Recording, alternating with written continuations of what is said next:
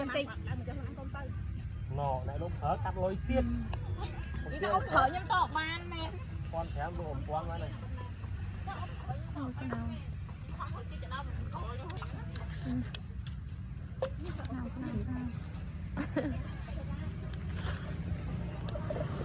đi cái đau nè điện ra đi nè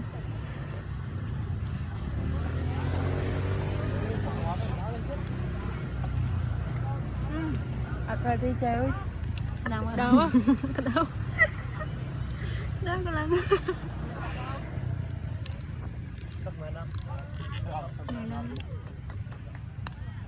This is my favorite baby egg. My boyfriend, he doesn't like. Xong xe buông tôi cho baby egg mình. Còn gì không? Xe buông tôi cho. Xong sao thì em là dụng này nữa. Xem nằm bay.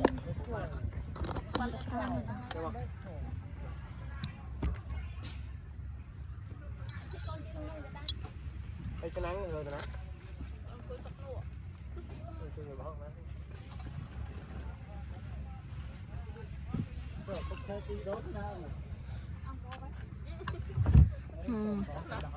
Xem thằng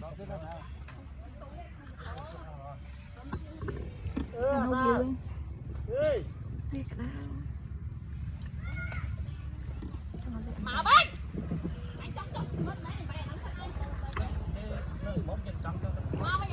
xe cái đau ơi cái đau đứt nè cái mày ở đây mày cái đau ta vô ra mình liền hết băng là nắng bẻo cho họ lẹ ra muối chạy hộp bên cồn nữa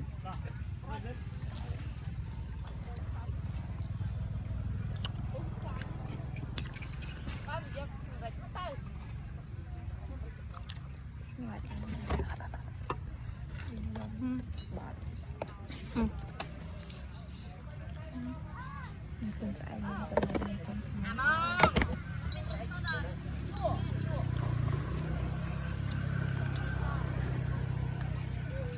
cái con vịt nào mà này vô à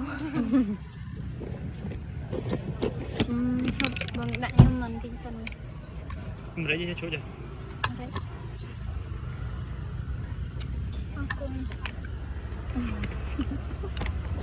mình xong ta mà được có lớn mà đến cột hai dân cho đẹp rồi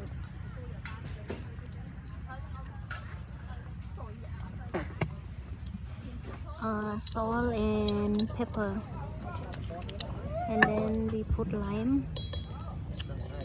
shake it and put it in here and we put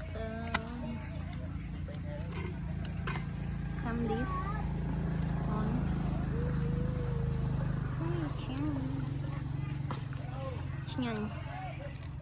it's mean delicious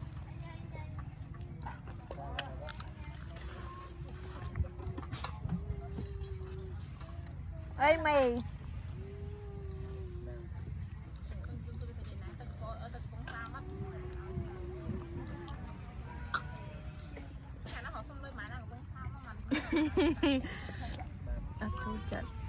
nó chơi lại kìa cồn cho chợ hả nó đi vứt cho bà ấy chăm được rồi